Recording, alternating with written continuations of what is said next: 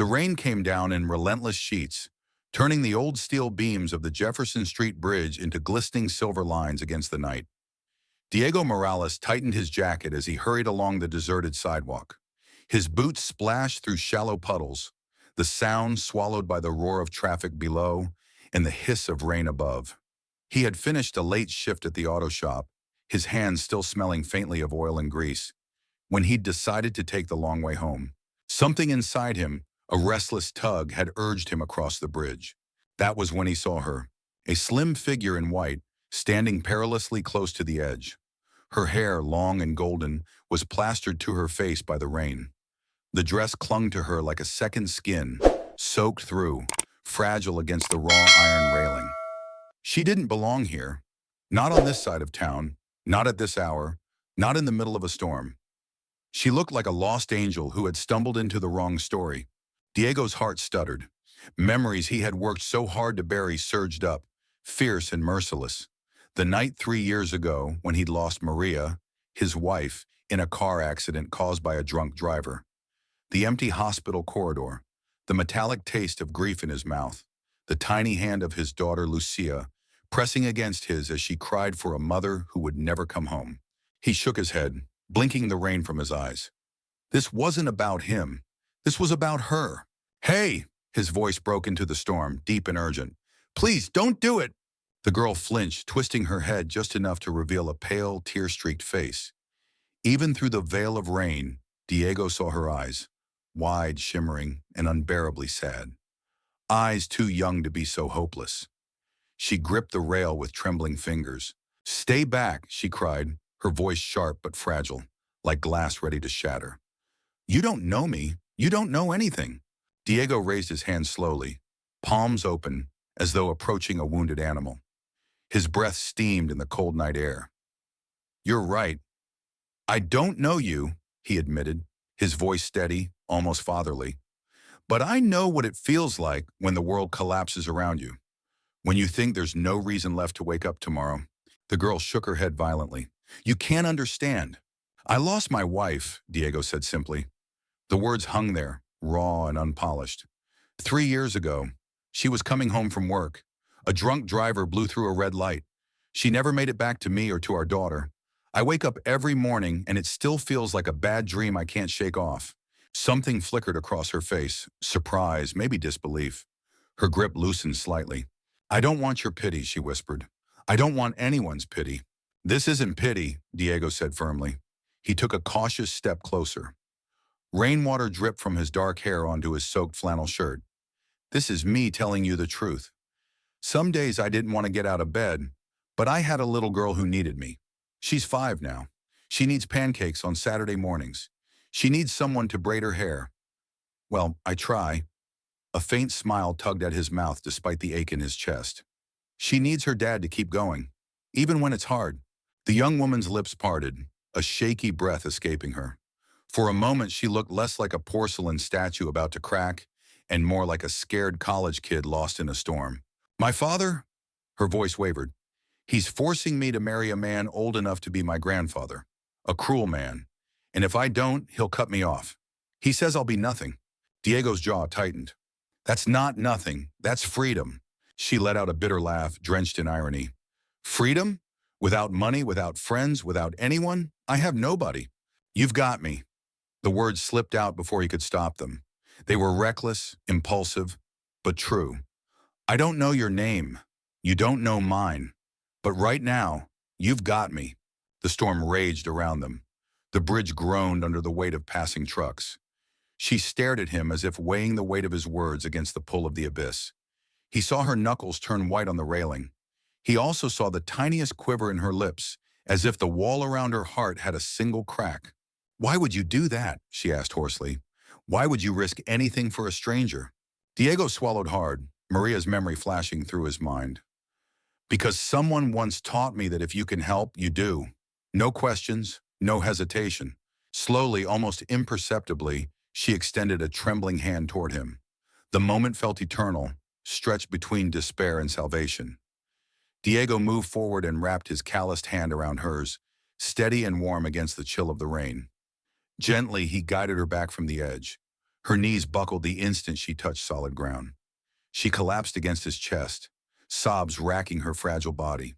Diego wrapped his arms around her, instinctively, protectively, like he did whenever Lucia woke up from nightmares. "It's okay," he murmured into her wet hair. "You're safe now. You're safe." She shook her head against him, whispering brokenly, "I can't go home. I can't. You don't understand."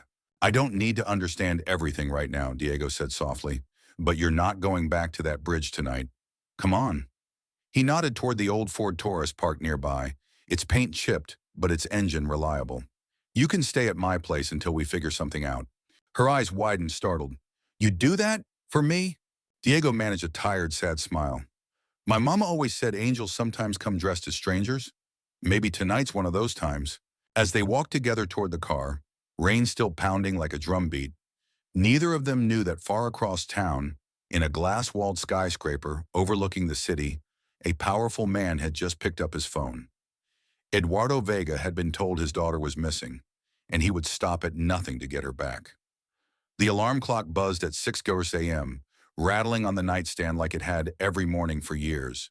But for Diego Morales, nothing felt routine about this day. His body ached from exhaustion, his muscles still sore from hauling a stranger out of despair on the Jefferson Street Bridge. For a moment, he lay still in the dim light of dawn, listening to the soft patter of rain against the window. Then the sound of quiet movement in the kitchen pulled him fully awake. Pots clinked. A chair scraped the linoleum floor.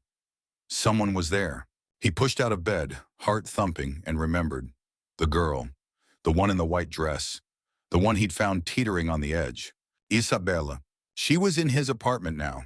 Diego rubbed his tired eyes, pulled on a flannel shirt, and walked down the narrow hallway of his modest two-bedroom. The smell of freshly brewed coffee mixed with the faint sweetness of pancake mix. That was odd. He hadn't even gotten the skillet out yet. When he stepped into the kitchen, he froze. There she was, standing awkwardly in one of his old sweatshirts, sleeves hanging past her delicate hands. Her golden hair, damp but brushed through, fell over her shoulders. She looked out of place in the cramped space with its faded cabinets and humming refrigerator. Yet she held herself with a quiet poise that made the room feel different, like sunlight breaking into a basement. On the table sat Lucia, his 5-year-old daughter still in unicorn pajamas, blinking curiously at the stranger. "Daddy," Lucia said, rubbing her eyes. "Who's she?" Diego cleared his throat, scrambling for words. This is Isabella. She's going to stay with us for a little while." Isabella instantly stood, her face flushed with guilt. "I'm sorry, I shouldn't be here. Your daughter shouldn't have to see a stranger at her breakfast table." Before Diego could answer, Lucia slid off her chair and walked right up to Isabella. The little girl tilted her head, studying her with wide, innocent eyes. "Are you Daddy's new girlfriend?" Diego nearly choked on his own breath. "Lucia!" His face burned as he coughed into his hand. "No, she's just someone who needed a little help last night." But Isabella, crouching down to meet the child's gaze, smiled softly through her nerves. "Hi, sweetheart. I'm Isabella. And no, I'm not your daddy's girlfriend. But he was very kind to help me." Lucia squinted. "Your eyes are red. Are you sad?" The directness of the question broke through Isabella's fragile defenses. Her voice trembled as she whispered, "Yes, I am a little sad." Lucia's small hand reached out, warm and earnest, and touched hers. "Don't worry, Daddy's good at helping. When I'm sad, he makes me chocolate chip pancakes.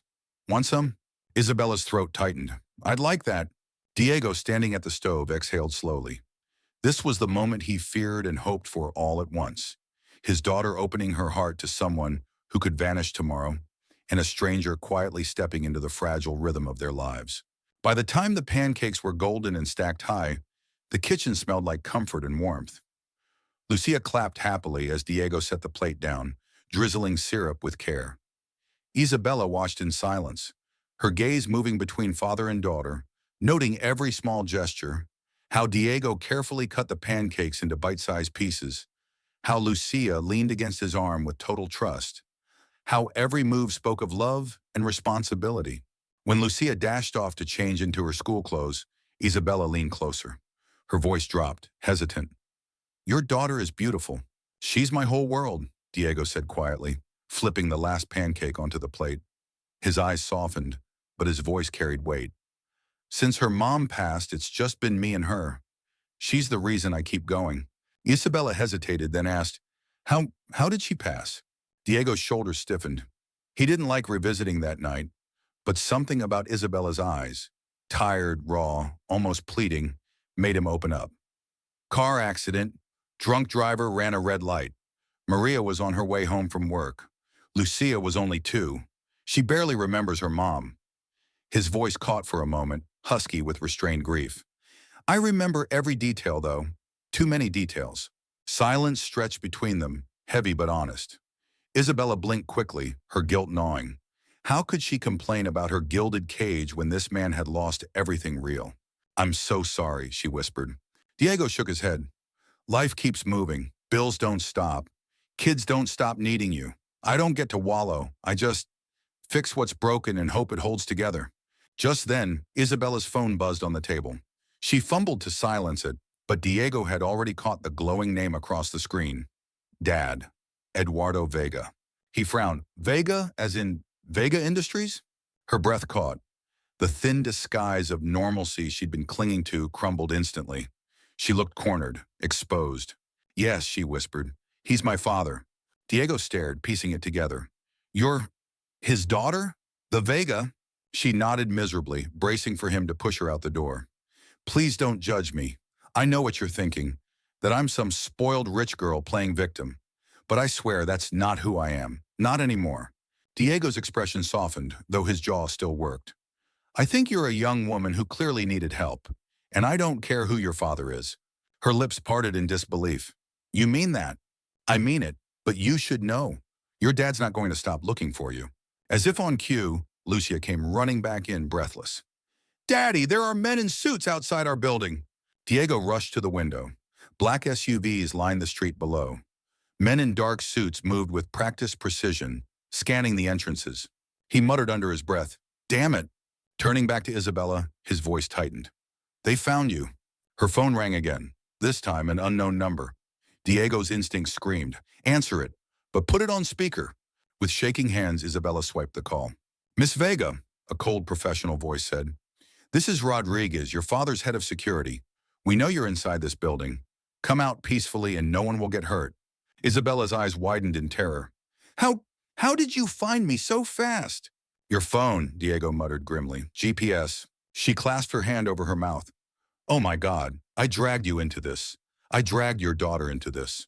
Lucia's small voice cut in, trembling. Daddy, are we in trouble? Diego pulled her close, pressing a kiss to her forehead. His mind raced. He could hand Isabella over and be done with it, or he could protect her, knowing the storm it would bring. He looked into Isabella's terrified eyes and made his choice. Lucia, he said firmly, go to your room. Pack a backpack with your favorite clothes, quick. She tilted her head, confused. Are we going on a trip? Something like that, princess. Hurry. As the little girl ran off, Diego turned back to Isabella. His voice was low but resolute. Is there anywhere safe? Someone you can trust? She shook her head, tears brimming. No one. Everyone I know belongs to my father. Her phone buzzed again. This time, the caller ID glared Eduardo Vega. Diego's chest tightened. He nodded. Answer. Keep him calm. Buy us time. Isabella took a trembling breath and pressed accept. Isabella Sofia Vega, thundered the voice on the other end. Do you have any idea what you've done? Canceled meetings, wasted resources, all for your little tantrum. Get home, now. Her lip quivered. Dad, please. Before she could finish, Diego took the phone from her hand. His voice was sharp steel. Mr. Vega, this is Diego Morales. Your daughter is safe with me. The line went silent for a heartbeat. Then Eduardo's voice dropped, dangerous and cold. You don't know who you're dealing with, Mr. Morales. Diego's pulse hammered, but his reply was steady. Neither do you. And with that, he hung up, declaring war on the most powerful man in the city. The rain had eased by the time Diego zipped Lucia's unicorn backpack and slung it over his shoulder. His hands were steady, but his heart was pounding like a drum inside his chest. He looked once more out the blinds. The black SUVs were still idling on the curb, their engines humming like restless beasts. Men in suits scanned the building with sharp, predatory eyes. Diego turned back toward Isabella, who stood pale and trembling in the living room, clutching the edge of his worn-out couch as if it could anchor her. The oversized sweatshirt dwarfed her frame, making her look younger, more fragile. They won't stop, she whispered. Her voice cracked with fear. You don't know my father. He has power, money, influence. He'll drag me back no matter what it takes. Diego crouched in front of her, his gaze fierce, resolute. Then we'll make it damn hard for him. From down the hallway came the sound of small feet pattering. Lucia appeared, clutching her favorite stuffed unicorn in one hand and the pink backpack in the other. Her innocent eyes darted between her father and Isabella. Daddy, are those men outside bad guys? Diego forced a smile he didn't feel. They just want something that doesn't belong to them, sweetheart. But we're not going to let them take it. He kissed her forehead, then stood. Time to move. They slipped out the back stairwell, every creak of the metal steps echoing in Diego's nerves. He knew this neighborhood like the back of his hand, every alley, every shortcut. Years of fixing cars for people who couldn't always pay in cash had taught him how to move unnoticed, how to blend in when necessary. The three of them hurried through a side alley, shadows swallowing their silhouettes. The pavement was slick with rain, reflecting the dim glow of streetlights. Somewhere behind them, a car door slammed. Voices barked orders. Move faster, Diego urged, his voice low but urgent. Isabella clutched Lucia's hand as they wove through the narrow passage. I don't understand, she whispered, her breath ragged. How do you know these streets so well? Because when you grow up here, Diego said grimly, you learn how to survive. You learn where to hide, where to run, and which corners belong to you. They reached the old Ford Taurus parked 2 blocks away. Diego unlocked it with a shaky hand, ushering both of them inside. The engine sputtered, coughed, then roared to life. He pulled onto the street, headlights cutting through the foggy night. For a few blissful seconds, there was silence. Only the hum of the car and Lucia humming softly to her unicorn. But in the rearview mirror, Diego saw it. A pair of headlights trailing them. Too steady, too deliberate. Damn it, he muttered, tightening his grip on the wheel. Isabella's knuckles whitened as she gripped the seatbelt. It's them. They found us. Diego floored the gas pedal. The Taurus groaned but obeyed, tires splashing through puddles. He weaved through the familiar back streets, ducking under overpasses, cutting through service roads. For every turn he made, the black sedan followed. Daddy, is this a game? Lucia asked from the back seat, her voice innocent, hopeful. Yeah, baby, Diego said, his jaw clenched. Like hide and seek. We just have to win. After several tense minutes, he managed to lose the tail, merging onto the interstate and heading south. Only when the skyline of the city faded into the distance did he let out a shaky breath. In the passenger seat, Isabella pressed her forehead against the glass, her breath fogging the window. Tears streaked her face silently. Diego glanced at her, softening. You want to tell me what's really going on? Why your father would send half an army after you? Her voice was hollow, tired. He wants me to marry Eduardo Santillan. The deal is worth 50 billion pesos. If I don't do it, he says I'll be cut off. Worthless. Disowned. Diego's stomach turned. And you'd rather die than marry him? Isabella's silence was answer enough. Who is this Santillan? Diego pressed. She swallowed hard. He's dangerous. Everyone whispers about him, but no one dares speak the truth. His first wife died under strange circumstances. His second killed herself. My father doesn't care. To him, I'm just a pawn to secure his empire. The words sat like lead in the cramped car. Diego's hands tightened on the wheel until his knuckles burned. He thought of Maria, of promises left unfulfilled, of Lucia asleep in her car seat, clutching her unicorn. The idea of a father sacrificing his daughter for business made his chest burn with rage. No one should be forced into that, he said finally, his voice sharp, resolute. Not while I'm here. Isabella turned toward him, eyes glistening. Why do you care so much? You barely know me. Diego's eyes flicked to hers for a moment, then back to the road. Because I know what it feels like to be helpless, to watch your life collapse and think no one's coming to save you. Sometimes all it takes is one person willing to stand up. Her lips trembled. For the first time since the bridge, she let herself believe, just a little, that maybe she wasn't entirely alone. An hour later, they pulled into a gas station on the edge of town. The fluorescent lights buzzed overhead as Diego filled the tank. Isabella stepped out, wrapping her arms around herself against the chill. She stared at the cracked asphalt, guilt weighing heavy. Diego, she said softly when he returned, there's something else. Something I didn't tell you. He raised a brow. Now's the time. Her voice was barely audible. Before last night, I thought I might be pregnant. The world seemed to tilt for a second. Diego froze, the gas cap still in his hand. Pregnant? It was a false alarm, she rushed to explain. Stress. Nothing more. But when my father found out, he was furious. Said I ruined my purity. Said the only way to save the family's reputation was to marry Santillán immediately. That's when I went to the bridge. Her voice cracked on the last word. Tears streamed down her cheeks. I couldn't stand the thought of being treated like property. I couldn't breathe in that house anymore. Diego's chest ached. He stepped closer, his rough mechanic's hands brushing the tears from her cheeks. Listen to me. You're not ruined. You're not an object to be traded. You're a person. And nobody has the right to sell you like cattle. Not even your father. Isabella's sobs shook her fragile frame. But for the first time, she leaned into his touch instead of pulling away. How can we fight him? She whispered. He has everything. Power, lawyers, money. We have nothing. Diego's jaw hardened. We have something he doesn't. What's that? A reason worth fighting for. He glanced back at Lucia, now sleeping peacefully in the back seat. I've already lost one woman I loved. I'm not about to stand by and let another fall. For a moment, under the harsh glow of the gas station lights, their eyes locked. Something unspoken passed between them. A fragile thread of trust, a spark of defiance. But neither noticed the black sedan parked across the street, headlights off, engine silent. Inside sat Carlos Mendoza, the sharp-eyed tracker sent by Eduardo Vega. He raised a phone to his ear, murmuring into the receiver. I've found them. The chase had only just begun.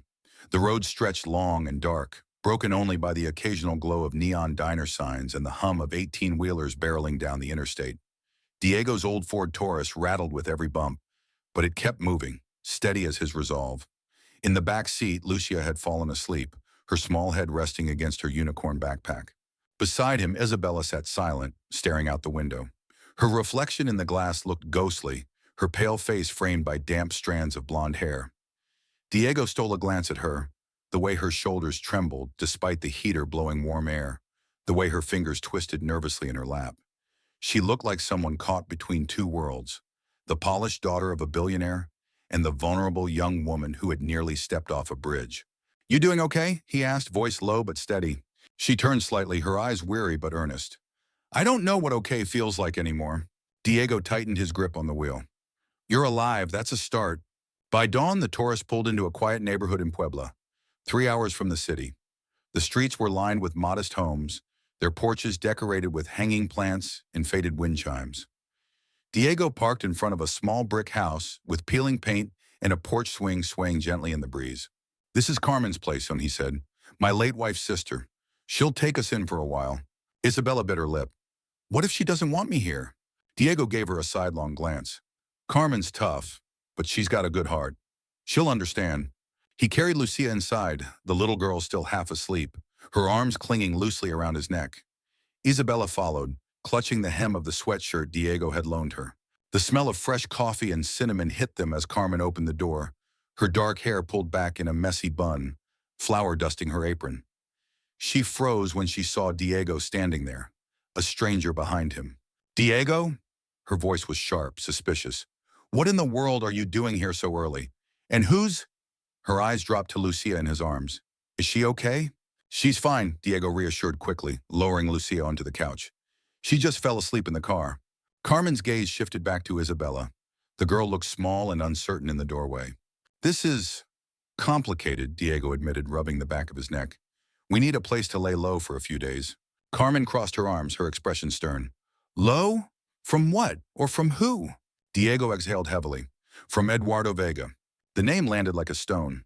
Carmen's eyes widened, then narrowed. Vega? As in Vega Industries Vega? Isabella's shoulders stiffened. She lowered her gaze, ashamed. Diego, Carmen hissed, pulling him toward the kitchen. Are you insane? Do you even know who you're up against? That man could crush us with a phone call. I know, Diego said, his voice calm but determined. But I couldn't just leave her. She was about to throw her life away. Carmen studied him for a long moment, her eyes softening despite her fear. You always had a heart too big for your own good. Just like Maria. At the sound of his wife's name, Diego's chest tightened. He glanced back toward the living room where Isabella sat awkwardly, Lucia curled against her. Something in the picture made his throat ache. The way Isabella gently tucked a blanket around the little girl, her hand lingering as if afraid to let go. Later, as the smell of mole poblano simmered in the kitchen, Carmen finally sat down with them at the worn wooden table. "Start talking," she demanded. "I need to know what kind of storm you're dragging into my house." So Diego told her about the bridge, about Vega's men, about Santillán, about the billions at stake. Isabella filled in the painful details of her father's threats, her false pregnancy scare, the suffocating grip of a life that wasn't hers. When the story ended, Carmen sat back in her chair, her face pale. "You're telling me Eduardo Vega wants to sell you off like property to a man who kills his wives?" Isabella nodded, shame burning her cheeks. "And Diego," Carmen said, turning to him, "you've basically declared war on the most powerful man in Mexico City?" Diego ran a hand through his hair, exhausted. "Yeah, that about sums it up." Carmen groaned, pressing her fingers to her temples. "You really are out of your mind." But then she looked at Isabella again, really looked, and her expression softened. "You don't deserve that, sweetheart. No one does." Tears welled in Isabella's eyes. She whispered, "Thank you." That afternoon, Lucia dragged Isabella outside to the small garden behind the house. She showed her the sunflowers Carmen had planted, the swing tied to the old oak tree, the way she could make bracelets out of wildflowers. Isabella knelt beside her, laughing softly for the first time in days, the sound delicate but genuine. From the porch, Diego watched, a strange warmth blooming in his chest. The sight of Isabella smiling, really smiling, stirred something inside him he hadn't felt since before Maria's accident. "She's good with her," Carmen murmured, appearing beside him with 2 mugs of coffee. Diego nodded. "Yeah, she is." Carmen studied his face. "Be careful, Diego. Don't confuse gratitude with something deeper. You've both been through hell. Feelings can get messy." "I know," he said quietly, but his eyes never left Isabella. That evening, as the 3 adults sat around the table, Carmen asked the question Diego had been avoiding. "What's your plan?" Diego sighed. "For now, just to stay out of sight. Buy some time." Carmen shook her head. "You can't hide forever. Vega's resources, they're endless." Isabella looked up, her expression hesitant. "There might be someone who can help. My grandfather? My mom's father. He's never like my dad. Always said he was a man who valued money more than people." Diego leaned forward. "Is he powerful enough to stand up to Vega?" Isabella nodded slowly. "He runs the Herrera Foundation, independent money, influence. And he doesn't answer to my father." Carmen crossed her arms. "Sounds like a man worth finding." But before the plan could take shape, Carmen's phone rang. She glanced at the screen, frowning, then answered. "Senora Morales?" The voice on the other end was smooth, polite, too polite. "I represent Mr. Eduardo Vega. We'd like to make you an offer." Carmen's knuckles tightened around the phone. "I'm not interested." 2 million pesos, the voice continued calmly, "for information about where Isabella Vega is hiding, and a full scholarship for your niece, Lucia. Her education, completely secured." Carmen's mouth went dry. She looked instinctively toward Lucia's closed bedroom door. The thought of her future, fully paid, dangled like forbidden fruit. But across the table, Diego's eyes locked on hers, fierce, unwavering. With trembling hands, Carmen hung up. 2 million, she whispered, her voice shaking. "They tried to buy me off." Diego's jaw tightened. And I told them to go to hell." Isabella's breath caught, relief flooding her. You didn't have to." "Yes, I did," Carmen said firmly. "We don't sell people here. Not for money, not for anything." Later that night, after Lucia had drifted to sleep, Diego sat on the porch, staring at the stars. Isabella stepped out quietly, carrying 2 glasses of water. "You okay?" she asked softly. He gave a weary smile. "Define okay." She sat beside him, the night air cool around them. "I don't know how to thank you. You risked everything for me, and you don't even know me." Diego took a sip, his gaze fixed on the sky. "Maybe I don't need to know everything. Maybe it's enough that I couldn't stand by and watch you fall." Isabella turned to him, her eyes luminous in the moonlight. "Diego, I think I'm falling for you." The words hit him like a punch and a balm at the same time. He swallowed hard, his heart caught between loyalty to his past and the fragile spark of something new. Before he could respond, the sound of a car engine drifted up the street. Headlights swept across the yard, pausing at the curb. Diego stiffened. On the porch swing, Isabella froze. The fight was far from over. The porch light flickered as the dark sedan slowed to a crawl in front of Carmen's house. Diego stiffened, his body coiled like a spring. His first instinct was to grab Lucia, his second to shield Isabella. But the car didn't stop. It rolled on, disappearing into the night. Only then did he realize how tightly Isabella was gripping his hand. Her slender fingers trembled against his calloused palm, fragile yet desperate. "Who was that?" she whispered, her breath catching. "I don't know," Diego admitted. "But if it was Vega's men, they're getting closer." Isabella pressed her lips together, her eyes shimmering in the porch light. "We can't keep running forever." Before Diego could answer, a deep, steady voice came from the sidewalk. "No, you can't." Both of them jumped. Out of the shadows stepped a tall man in a tailored gray suit, silver hair neatly combed back, a cane tapping lightly on the concrete. His presence was commanding, his expression sharp but not unkind. Isabella gasped, "Abuelo?" The man's eyes softened at the sight of her. "Isabella." She stumbled down the steps and into his arms. For the first time in days, her tears weren't of fear, but of relief. "I thought you wouldn't—" "Hush, Nina," Don Roberto Herrera murmured, his voice steady, comforting. "I came as soon as I heard. I always knew your father's ambition would swallow him whole, but I won't let it swallow you." Inside, Carmen poured strong coffee into chipped mugs, though her hands shook slightly. Diego leaned against the kitchen counter, studying the man who had appeared like a ghost from Isabella's past. "So you're the famous Don Roberto," Diego said, his tone cautious. Roberto's steel gray eyes met his. "And you must be the man foolish enough to stand up to Eduardo Vega." Diego's jaw tightened. Foolish or not, she needed help. A faint smile tugged at the older man's lips. "Then you've got more backbone than most." Isabella sat at the table, her hands clasped tightly. "Abuelo, you always warned me about father, but you never said it was this bad." Roberto sighed, setting his cane against the chair. "Because you didn't want to believe me. Eduardo is blinded by power. He thinks wealth buys loyalty, that his daughter is a pawn to strengthen his empire. But I've seen what men like Santillán do, and I won't watch him destroy another woman." Isabella's eyes widened. "You know Santillán?" "Better than I'd like," Roberto said grimly. "He launders money through Vega Industries. Arms, human trafficking, you name it. If your father marries you into that man's household, it won't just be your freedom at stake. It'll be your soul." Diego clenched his fists. The words landed heavy, sickening. "So what's the plan?" Diego asked. Roberto leaned forward, his gaze sharp. "There's a woman, Patricia Ruiz. She's your father's personal secretary. But she's more than that.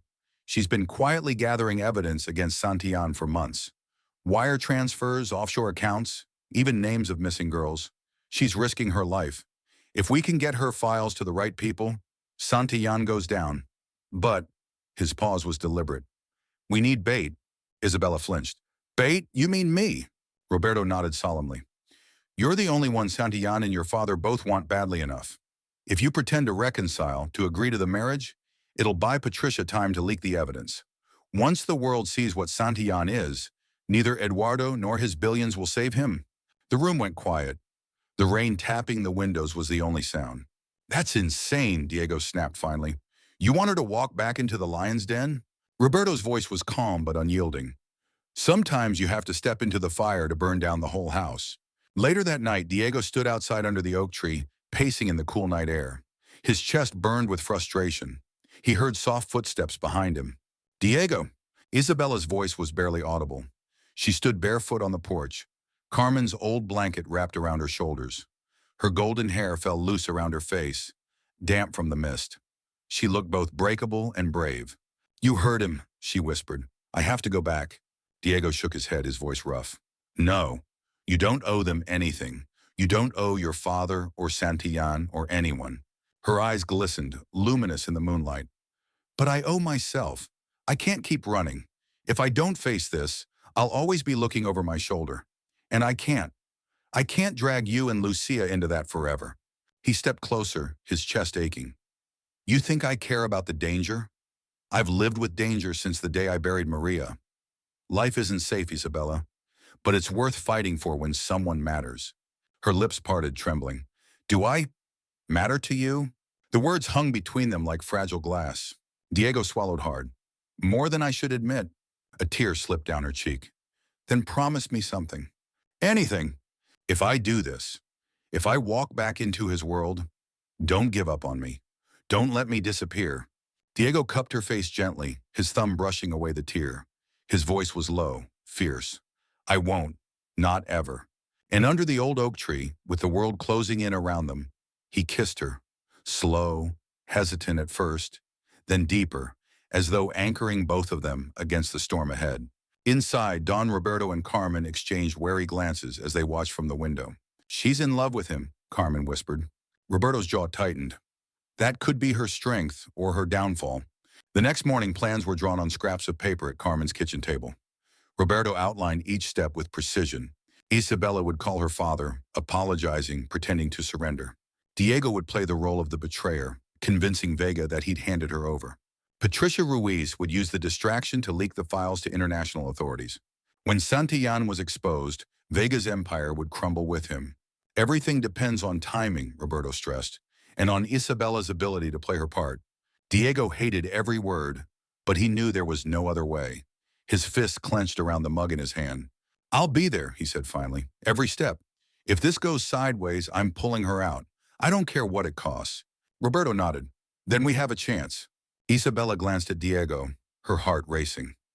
She knew the risks. She knew she might be walking into a trap she'd never escape. But for the first time, she also knew she wouldn't be walking alone.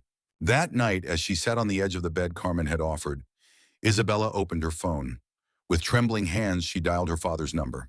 The line clicked, then his voice thundered across the distance. Isabella Sofia Vega, where are you? Her chest tightened, but she steadied her voice. I'm coming home, Papa. I'm ready to do what you want. There was silence, then a satisfied chuckle. Good girl, I knew you'd see reason. Eduardo Santillán is waiting. As the call ended, Isabella stared at the phone in her lap. Her heart hammered, her body trembled. But her eyes were fierce with something new. Not fear, defiance.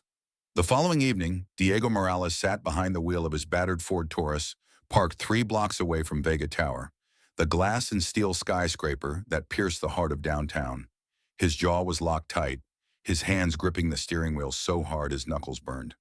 The city lights reflected across the windshield, harsh and unforgiving. Next to him, Isabella adjusted the pearl earrings Don Roberto had given her, part of the disguise to look like the obedient daughter again. Her golden hair was styled sleek and elegant, her makeup flawless, but the trembling of her hands betrayed the fear boiling beneath the surface. You don't have to do this, Diego muttered for the 5th time, his voice low and rough. Yes, I do. Her whisper carried both fragility and steel. If we want Patricia to get the files out, my father has to believe I'm back under his control. That means you have to play the part of the man who gave me up. The words tasted like poison. Diego turned toward her, his dark eyes fierce. I hate this plan. She met his gaze, her eyes luminous in the dim light. I hate it too, but it's the only way. For a moment, neither moved. The tension between them was thick, charged. Then almost instinctively, Diego reached out, brushing his thumb along her cheek. If anything goes wrong, I'll tear this whole damn city apart to get you back. Her lips trembled, a single tear threatening to fall. Then promise me one thing. Anything. Don't stop fighting. Even if I look like I've given up, even if I say things you don't want to hear, don't believe it. It'll just be the act. Diego nodded, his chest aching. I'll know the difference. She leaned forward and pressed her lips to his, soft but desperate, as if sealing the promise between them. When she pulled back, her voice was barely a whisper.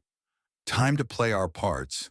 Inside Vega Tower, the marble floors gleamed under the cold glow of fluorescent lights.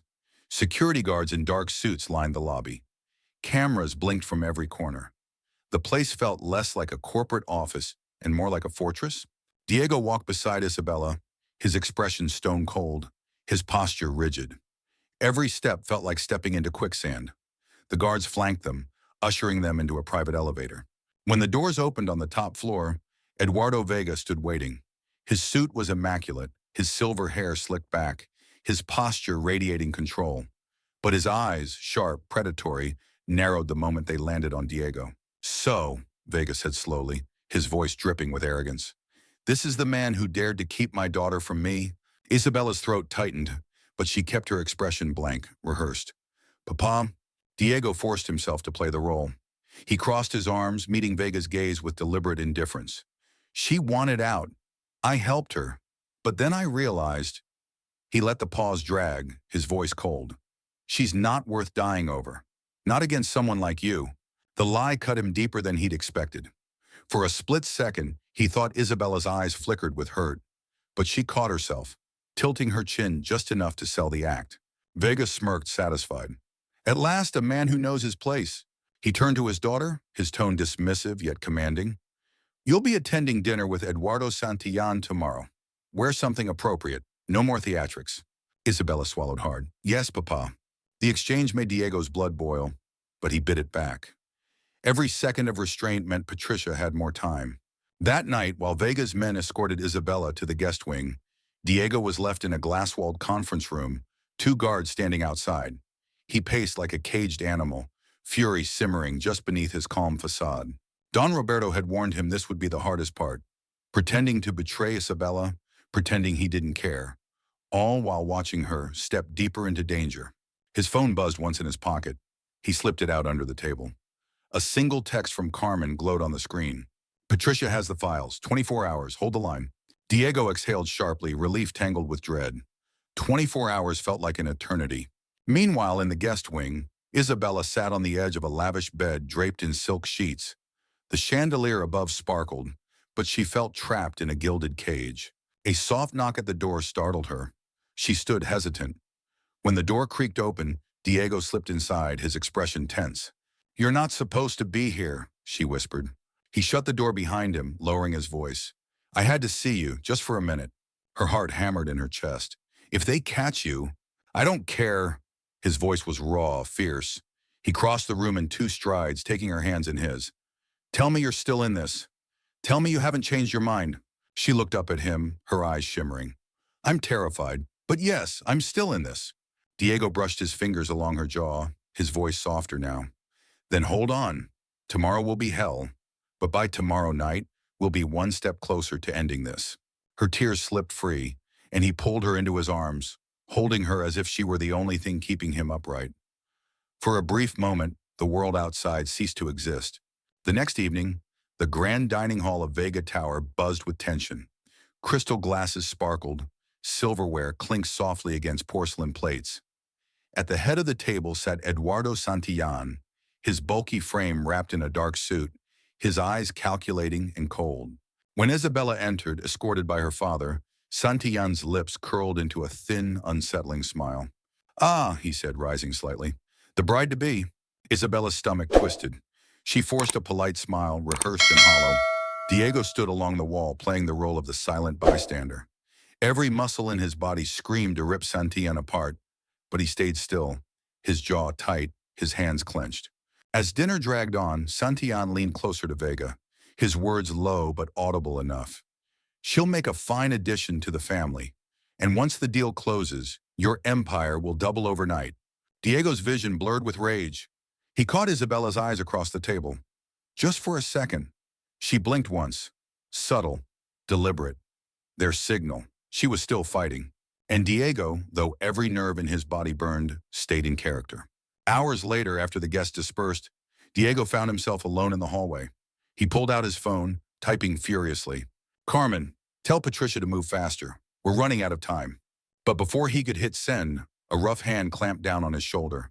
He turned sharply, his instincts on fire. Carlos Mendoza, the tracker who had followed them from the gas station, stood there, his eyes sharp, predatory. I knew I recognized you, Carlos said with a sneer. Diego Morales, the mechanic who thought he could outsmart giants. Diego's chest tightened. He slid the phone back into his pocket, his voice steady but cold. Careful, Carlos.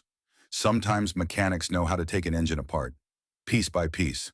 Carlos smirked. We'll see. The war had officially begun. The night air inside Vega Tower felt heavy, suffocating like a storm about to break. Diego Morales leaned against the polished marble wall of the grand corridor, his fists hidden in his pockets, his eyes scanning every shadow.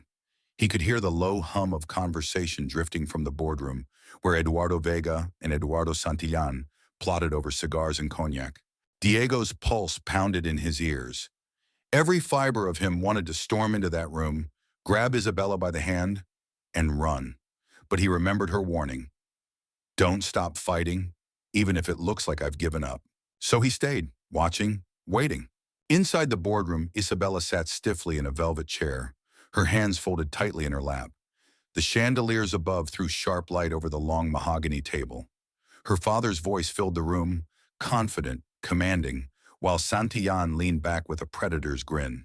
You see, Eduardo, Santillan said, swirling his glass of brandy, once this marriage is finalized, investors from Madrid and Dubai will have no choice but to pour money into the Vega Empire. We'll triple your market share in under a year. Power like that? He smirked, his dark eyes glinting. Power like that lasts forever. Vega's smile was smug, satisfied. And with Isabella as your wife, the press will adore it. A perfect union. A perfect future. Isabella's stomach twisted. She kept her face composed, but her chest ached with rage. She wanted to scream, to rip the mask off both men and show the world what they truly were. But she couldn't, not yet. Patricia still needed time. Santillan turned his gaze on her, his expression both cold and possessive. My dear, you'll come to see this is for the best. You'll have everything. A mansion, luxury, servants at your beck and call. He leaned closer, his tone dropping. All I ask in return is obedience. Her throat tightened, her pulse racing. She forced herself not to recoil, not to show weakness. Yes, Señor Santillan, she said softly, the words bitter on her tongue. Out in the hall, Diego heard the muffled exchange. His jaw clenched until his teeth hurt. He wanted nothing more than to smash through those doors and wipe the smug look off Santillan's face. But then he remembered Lucia, sleeping soundly at Carmen's house miles away, trusting her father to keep her safe. He couldn't afford reckless mistakes. Carlos Mendoza, the tracker, appeared at the end of the hall, his sharp eyes locked on Diego like a hawk spotting prey. Your act is convincing, Carlos muttered as he walked closer, his voice laced with disdain. But I know better. You don't belong here, Morales. You're nothing but a grease-stained mechanic trying to play hero. Diego straightened, his stare cold as steel. Sometimes mechanics are the only ones who know how to rebuild what powerful men break. Carlos sneered. Keep pushing, and you'll end up in pieces. The threat hung in the air, thick and venomous. Moments later, the boardroom doors swung open. Vega and Santillan stepped out, Isabella following with carefully measured steps. Her face was calm, but Diego caught the faint tremor in her hands. Vega clapped a hand on Diego's shoulder, the gesture both heavy and mocking. Mr. Morales, I underestimated you. You delivered my daughter back to me, and for that, I'll see you're compensated. Perhaps a position in my company? Head of security, maybe? Diego forced a neutral expression, though the words churned his stomach. I'm fine where I am. Santillan chuckled darkly. Pride, how amusing. Isabella glanced at Diego, their eyes locking for the briefest second. Her silent plea was clear. Hold on. That night, Diego found himself escorted to a guest suite on the lower level. He paced the room like a caged animal, fists clenched, thoughts raging. He replayed the dinner over and over, each smug word from Santillan fueling his fury. His phone buzzed once. A coded text from Carmen. Patricia almost ready. Evidence drops tomorrow night. Stay alive until then. Diego exhaled sharply. Tomorrow, just one more day. But deep down, he knew Santillan wasn't going to wait patiently. Meanwhile, in her suite, Isabella sat by the window, staring out at the glittering city. Her father's words echoed in her mind, cruel and hollow. She thought of Lucia's innocent smile, of Diego's fierce promise under the oak tree. For the first time, she realized she wasn't afraid of losing wealth or status. She was afraid of losing the fragile hope Diego had given her. A knock rattled the door. She stiffened. Come in, she said cautiously. The door creaked open. Santillan stepped inside, his presence filling the room like poison. His smile was sharp, unsettling. We'll be married soon, Isabella. It's time you start understanding your place. Her stomach churned. She forced her voice steady. It's late. Please, just let me rest. He moved closer, ignoring her words. His eyes darkened. Predatory. You'll learn to obey, Carita, or you'll regret it. Her chest tightened, panic clawing at her throat. Then, the door burst open. Diego stormed in, his expression deadly. Back away from her. Santillan turned slowly, his smirk widening. Ah, the mechanic. You really don't know when to quit. Try me, Diego growled, his fists clenched. For a tense moment, the two men stood inches apart, raw fury crackling in the air. But before violence erupted, Vega's booming voice echoed down the hall. Enough! Santillan straightened, masking his rage. Very well. Tomorrow, Morales. Tomorrow we'll settle this. He left the room, the door slamming shut. Isabella collapsed into Diego's arms, trembling. You shouldn't have done that, she whispered, tears sliding down her cheeks. I couldn't stand by, Diego said fiercely. I won't let him touch you. Not now, not ever. She clung to him, fragile yet determined. Tomorrow, she breathed. Tomorrow everything ends. At dawn, the city buzzed with anticipation. Vega Industries was set to host a press event, cameras flashing, investors swarming. Santillan would be announced publicly as the future son-in-law, cementing the alliance. But Diego knew Patricia's files would drop at the same time, exposing Santillan's crimes to the world. It was a race against time. In the back of the press hall, Diego stood watch, his eyes never leaving Isabella as she sat beside her father. Her face was calm, rehearsed, but her eyes burned with quiet defiance. Santillan adjusted his tie, his smirk confident. He leaned toward Vega. By tonight, Morales will be gone. Permanently. Diego caught the words, his blood running cold. The trap was closing. The ballroom of Vega Tower gleamed with polished marble and chandeliers, filled with the hum of investors, reporters, and photographers. Flash bulbs popped as Eduardo Vega shook hands, his smile broad and carefully rehearsed. At his side stood Isabella, radiant in a sapphire gown chosen by her father, her posture perfect, her expression unreadable. Across the room, Eduardo Santillan held court like a king, his booming laugh echoing as he charmed dignitaries and whispered to shadowy partners. He looked untouchable, untamed, a predator basking in his territory. Diego Morales stood near the back, dressed in a borrowed suit that didn't quite fit, his calloused hands clenched at his sides. He hated every second of this polished circus. His eyes never left Isabella. He could read the tension in her trembling hands, the way her smile never reached her luminous eyes. Hold on, he thought. Patricia's almost ready. Upstairs in a dim office far from the glitz of the ballroom, Patricia Ruiz's fingers flew across her laptop keyboard. Lines of code scrolled down the screen, encrypted files decrypting one by one. Bank records, offshore accounts, flight manifests, every piece of Santillan's empire laid bare. Her breath was shallow, her heart pounding. She knew if she was caught, there would be no mercy. But she also knew the truth had to come out. Almost done, just a few more minutes. Then the door creaked. Patricia froze. She looked up, and her stomach dropped. Carlos Mendoza stood in the doorway, his sharp eyes glinting, a gun resting casually at his side. Well, he drawled, isn't this interesting? Down in the ballroom, Diego's phone buzzed. He slipped it from his pocket, reading Carmen's text. Patricia hasn't checked in. Something's wrong. Diego's gut twisted. He scanned the room. Guards at every exit, Vega shaking hands, Santillan basking in his power. And Isabella, caught in the middle, her fragile act holding by a thread. He shoved the phone away, his instincts screaming. He had to find Patricia.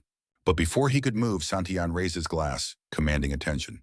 Ladies and gentlemen, Santillan boomed, his voice dripping with confidence. Tonight marks the beginning of a new era, the union of two great families, the joining of wealth, power, and legacy. He gestured toward Isabella. And the future Mrs. Santillan. The crowd erupted in applause, cameras flashed. Isabella's chest constricted. Her heart hammered against her ribs, but she forced herself to stand tall. She glanced toward Diego, just for a second. Their eyes locked, his steady, hers trembling, but defiant. Upstairs, Patricia's hands shook as Carlos yanked the laptop away. You think you're clever? He sneered. Exposing men who built this country with their bare hands? They built nothing, Patricia spat, her voice trembling, but brave. They stole. They destroyed. And the world deserves to know. Carlos smirked, slamming the laptop shut.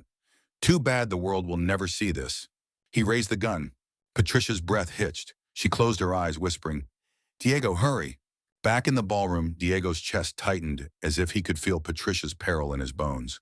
He started toward the service stairs, but a heavy hand clamped down on his shoulder. It was Vega. Leaving so soon, Mr. Morales? Vega's smile was sharp, dangerous. Surely you wouldn't miss my daughter's big moment. Diego forced a smirk, masking his rage. I've never been one for pageants.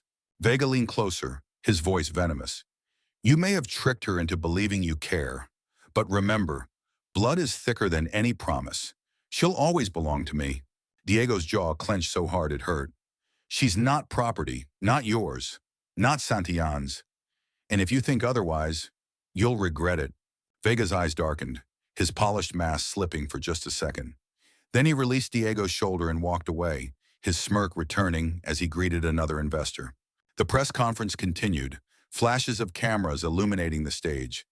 Isabella stood beside her father, her hands trembling against the podium. Her voice echoed through the hall as she read the scripted words he'd forced on her. It is with honor that I announce my engagement to Eduardo Santillan, a union that will bring strength and prosperity to both families. Her throat tightened. She faltered, her luminous eyes darting toward Diego. He gave the smallest nod, steady and fierce. She steadied herself, finishing the sentence. But inside she was screaming. Upstairs, Patricia made her move. As Carlos reached for her phone, she lunged forward, biting his arm. He cursed, shoving her back. But the moment was enough. She slammed her palm against the emergency upload key. The laptop beeped, files shot into the cloud. Carlos's eyes widened with fury. What did you do? Patricia's lips curved in a trembling smile. I did my job. The gunshot rang out a heartbeat later. Downstairs, reporters' phones began to buzz simultaneously. Screens lit up. Gasps rippled through the crowd. Breaking news, one shouted. Santillan linked to human trafficking. Offshore accounts exposed. The ballroom exploded in chaos. Flashes blinded the stage as reporters surged forward, demanding answers. Investors muttered furiously, their support crumbling like sand. Santillan's face drained of color, then twisted into rage. What is this? He roared. Vega's mask cracked. He grabbed the papers being handed to him, scanning the damning headlines. His smug smile vanished. Isabella's breath caught. She turned toward Diego, hope flaring for the first time. But then Santillan's eyes snapped toward her. His voice dropped, cold and venomous. You did this. He lunged. Diego reacted before thought. He tore through the crowd, shoving cameras and chairs aside. His fist connected with Santillan's chest, shoving him back. The two men crashed into a table, crystal glasses shattering around them. Get away from her, Diego snarled, his voice raw with fury. Santillan roared, swinging a fist. Diego ducked, countering with a punch that split the man's lip. For a moment, it was pure chaos. Reporters screaming, guards rushing, cameras capturing every blow. Isabella pressed back against the podium, her heart hammering, her eyes wide with terror and awe. In the middle of the melee, Diego's phone buzzed again. A single text flashed across the cracked screen. Patricia down, files released, get Isabella out. His chest tightened. Patricia had paid the price, but the truth was out. Vega shouted above the chaos, his voice hoarse with rage. Shut this down! Shut it all down! But it was too late. Screens across the room showed the evidence Patricia had sacrificed everything to release. Santillan's empire was unraveling in real time, and Diego knew they had only moments before the entire tower became a trap. He grabbed Isabella's hand, their fingers locking tight. We have to go, now. Her eyes shimmered, trembling but resolute. I'm with you. Together, they plunged into the panicked crowd, running for their lives as the walls of Vega Tower closed in. The ballroom of Vega Tower had turned into a war zone. Shattered glass crunched under hurried footsteps, cameras flashed wildly, and panicked investors pushed toward the exits. Diego Morales shoved through the chaos, one arm locked firmly around Isabella, guiding her toward the service door. Keep moving, he urged, his voice low but fierce. But Eduardo Santillan was not finished. Blood trickled from his split lip as he roared, lunging after them. His bulky frame plowed through the scattering crowd. You're not leaving, he bellowed, his voice raw with rage. Diego spun, planting his feet. He met Santillan head-on, fists flying. The impact reverberated through his bones. The fight was brutal, primal. Santillan swinging with ruthless strength, Diego countering with desperate precision. Each punch carried not just anger but purpose, fueled by the image of Lucia's innocent face and Isabella's trembling courage.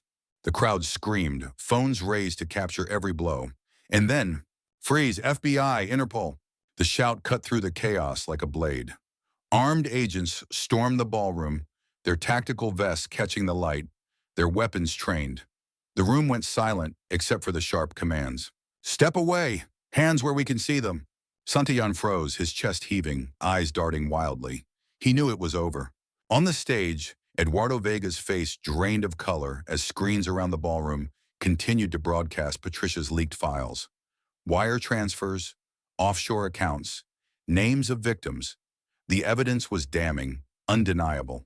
This is a lie, Vega shouted, his voice cracking under the weight of panic. It's fabricated. I built this city. None of this is real. But the investors weren't listening. Reporters surged forward, shouting questions, their voices sharp and relentless. Mr. Vega, how long have you been tied to Santillan? Did you know your company was laundering money? What do you say to the victims' families? Vega staggered, sweat beading his forehead. His once proud posture wilted, his voice collapsing into stammers. Diego pulled Isabella close as agents swarmed Santillan, forcing him to the ground. Handcuffs clicked shut around his wrists. The predator who had once controlled boardrooms and whispered threats now looked pitiful, broken. You think this ends me? Santillan spat, his venomous eyes narrowing at Diego. There will always be men like me. Always. Diego leaned down, his voice steady, defiant. Then we'll always be here to stop you. The agents dragged Santillan away, his shouts fading into the distance. Across the ballroom, Vega still fought to cling to control. He turned toward Isabella, his face contorted, desperate. Mija, don't listen to them. This is all lies. You belong with me. With us. You're my blood. Isabella's chest tightened. For years she had craved his approval, endured his control, bent under the weight of his expectations. But now, standing beside Diego, she saw her father clearly. Not as the titan he pretended to be, but as a man drowning in his own greed. Her voice trembled but carried strength. No, Papa, I don't belong to you, not anymore. The words cut sharper than any knife. Vega staggered back as if struck. His empire was crumbling before his eyes, and now his daughter, the one he had tried to control like property, was gone too. In the back of the ballroom, Diego's phone buzzed again. He pulled it out, breath catching as he read the message from Carmen. Patricia didn't make it. Files are safe. She saved you all. His throat tightened. He closed his eyes for a moment, grief and gratitude colliding inside him. Patricia had paid the ultimate price. Her bravery had brought the truth to light, but her absence left a hollow ache. He slipped the phone back into his pocket, his gaze drifting toward Isabella. She looked shaken, fragile, but her luminous eyes carried fire. She gave her life for this, Diego murmured. Isabella's hand found his. Then we can't waste it. We have to live free. The agents swarmed the ballroom, ushering people out. Reporters shouted, cameras rolled, and the once proud empire of Eduardo Vega fractured under the spotlight. One agent approached Diego, his voice brisk. You Morales? Diego straightened. Yeah. Your statement will be needed, but right now, get her out of here. She's priority. Diego nodded. He gripped Isabella's hand tighter and led her through the chaos, their steps echoing like a promise. Outside, the city air was cold and sharp, but it felt like freedom. Sirens wailed as police cruisers and black vans lined the street. News helicopters hovered overhead, their spotlights sweeping across the glass facade of Vega Tower. Isabella shivered, pulling the shawl tighter around her shoulders. Her voice was soft, trembling. It's over. Diego shook his head. Not yet. Vega still has money, influence. He'll try to claw his way back. Her chest rose and fell with a deep, weary breath. But he doesn't have me. Diego looked at her then, really looked. Her fragile frame, her weary posture, but also the spark in her eyes, the quiet defiance. He realized she was stronger than she knew, stronger than her father ever wanted her to be. You're right, he said, his voice steady. He doesn't. Later that night, they regrouped at Carmen's house. The small brick home felt like a sanctuary, its warmth a stark contrast to the sterile opulence of Vega Tower. Lucia ran into Diego's arms the moment he stepped inside, her small hands clinging to his neck. Daddy, you're safe! He kissed her hair, his chest tightening with relief. Always, princess, always. Isabella knelt beside them, her eyes misty as Lucia wrapped her little arms around her too. The child whispered, You came back, as if she had feared otherwise. I promised I would, Isabella whispered back, her voice breaking. From the kitchen doorway, Don Roberto watched, his cane steadying him. His eyes, usually sharp, softened with pride. She's no longer Vega's daughter. he said quietly. She's her own woman now. Yet even in the warmth of Carmen's living room, the shadow of Patricia's sacrifice hung heavy. Diego sat with his head bowed, his calloused hands gripping a mug of untouched coffee. She gave everything, he murmured, and I couldn't save her. Isabella touched his arm gently, her voice tender. You saved me. You saved Lucia. Patricia knew the risks. She believed in something bigger than herself. That's why her choice mattered. Her words were like balm and blade, soothing and cutting at once. Diego lifted his gaze, meeting her eyes. Then we owe her, to live a life worth that sacrifice. Isabella nodded, her eyes shimmering. Together, the television in the corner blared with breaking news. Eduardo Santillan arrested in Mexico City, the anchor announced. International charges include money laundering, arms trafficking, and human rights violations. Eduardo Vega denies involvement, but leaked files suggest deep ties. Investors flee as Vega Industries stocks plummet. Carmen muted the TV, her lips pressed tight. It's not over. Vega will fight. Don Roberto nodded grimly. But his grip is broken. For the first time, the world sees him for what he is. Later, when the house was quiet and Lucia asleep, Diego and Isabella stood outside beneath the old oak tree. The night was cool, the stars distant but clear. Isabella wrapped her arms around herself, her voice trembling. I don't know what tomorrow looks like. My father might still come after us. There will be fallout, enemies I don't even know exist. Diego stepped closer, his presence steady, grounding.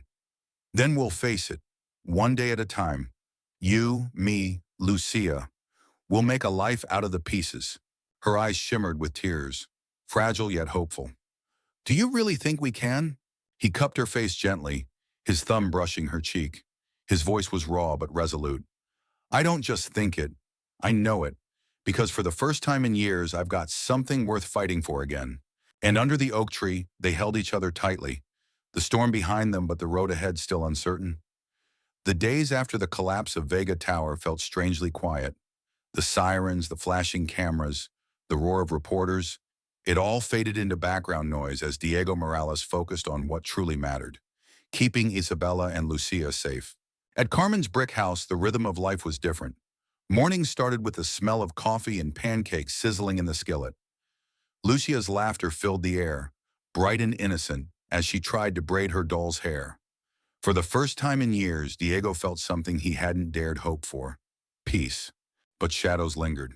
Every evening, when the sun dipped behind the rooftops, Isabella sat beneath the oak tree in the yard, her sapphire eyes luminous with thoughts she didn't voice. Her father's empire was in ruins, but Eduardo Vega himself had slipped through the cracks. He was still out there, angry, desperate, dangerous. Diego knew it too, and he couldn't shake the feeling that the fight wasn't over. 1 week later, the news confirmed it.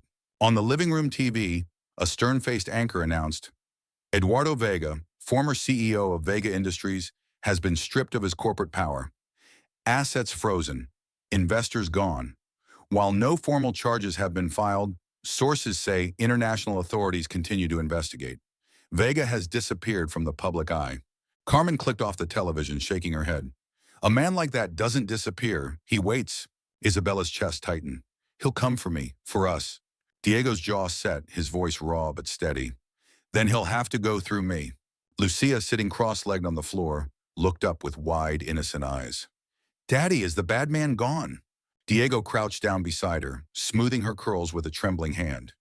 He's not gone yet, princess, but we're stronger now, and we're not afraid of him anymore. That night, Diego and Isabella sat on the porch steps, the cool night air wrapping around them.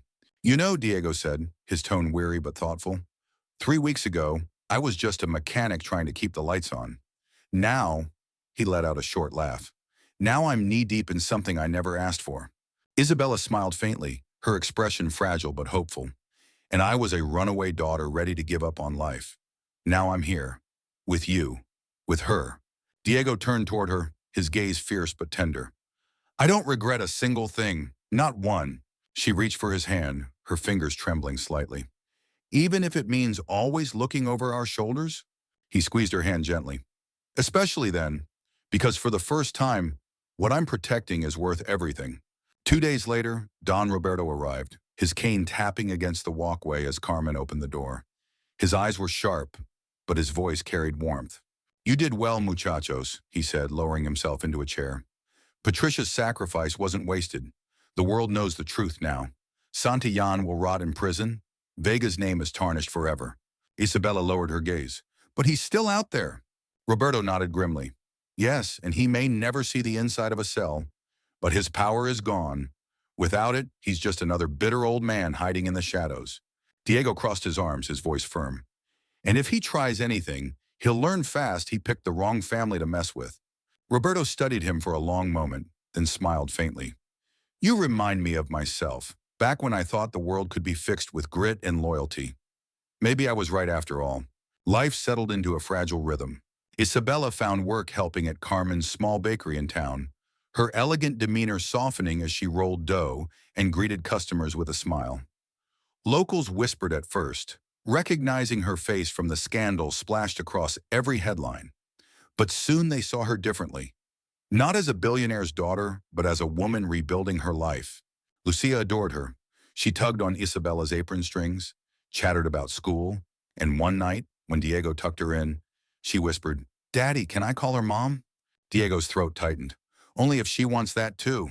The next morning, Lucia wrapped her little arms around Isabella's waist and said it out loud. Mom.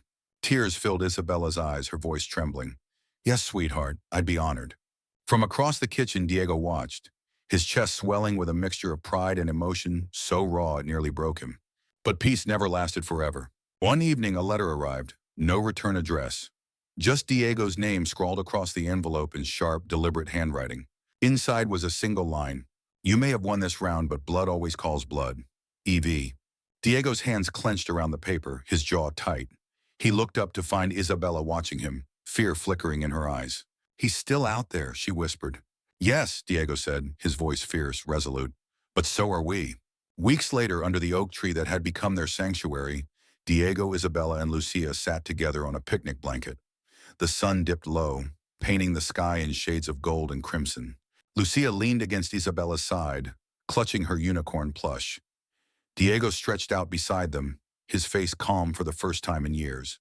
This, he murmured, his voice soft, almost reverent, this is what I fought for. Not revenge, not pride, just this. Isabella turned toward him, her sapphire eyes luminous. A family. He nodded, brushing a strand of hair from her face. Yeah, a family. For the first time, he allowed himself to believe in tomorrow. Not as a threat, but as a promise. The news cycle moved on. New scandals replaced the Vega Empire's fall. But for those who lived through it, the scars remained.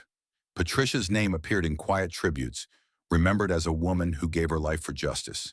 And in the small town where Diego raised his daughter and rebuilt his world, her legacy lived on. Isabella, once caged by privilege, found freedom in simplicity. Carmen, once wary, opened her heart to a new sister. And Don Roberto, proud and weary, watched from his chair on the porch as his granddaughter built a new legacy, not with wealth, but with love. And Diego Morales, mechanic, widower, father, finally understood what Maria would have wanted for him. Not to live in grief, but to keep living, to keep loving, to keep fighting for something better. That night, as Diego carried Lucia inside after she'd fallen asleep on the blanket, Isabella lingered beneath the oak tree. She tilted her head to the stars, whispering softly, Thank you, Patricia. Thank you for giving us this chance. Diego returned, wrapping an arm around her shoulders. Ready to come in? She leaned into him, her voice fragile but firm. Yes, ready for whatever comes next. And together they walked back into the little brick house, leaving the shadows behind. If you were in Diego's shoes, just an ordinary single dad, would you have risked everything to save a stranger on a bridge, knowing it could put your family in danger?